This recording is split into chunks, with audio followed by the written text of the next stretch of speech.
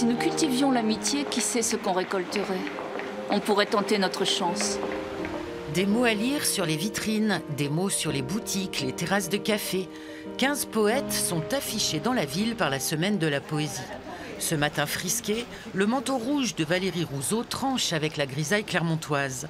Et comme sur les vitrines, ces mots se dressent pour parler du monde. Dans notre époque moche, tu dois te remettre à l'heure heureuse, écrit-elle. Chaque époque a ses problèmes, mais j'ai l'impression d'un crescendo et de quelque chose de déshumanisant en général, et voilà, d'une perte de vue de l'humain.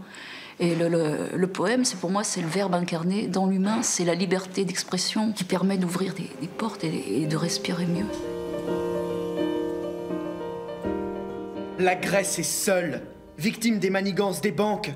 Commerce qui ferme, rideau baissé, larmes et rage. La Grèce est noire, comme le sable du volcan qui sommeille dans les abysses de la caldeira. Les poètes ne sont pas de doux rêveurs. Lors d'un échange avec de jeunes comédiens du conservatoire, le poète italien Fabio Scotto raconte ses secrets de fabrication. En 2012, il est dégoûté par la façon dont l'Europe traite la Grèce. Le recueil « La Grèce est morte » est né de cette actualité.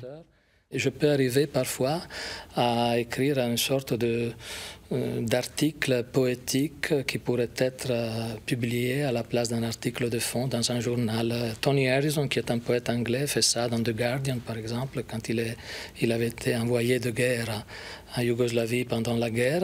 Le Guardian publiait ses poèmes à la une. Et chaque peuple est grec, sur le terrain chauve planté de croix. Grèce! L'interprétation du monde et le rôle des médias, mais dans le tourbillon de la vie, la poésie a aussi sa place. Cette semaine, les poètes livrent leur vision du monde en Auvergne.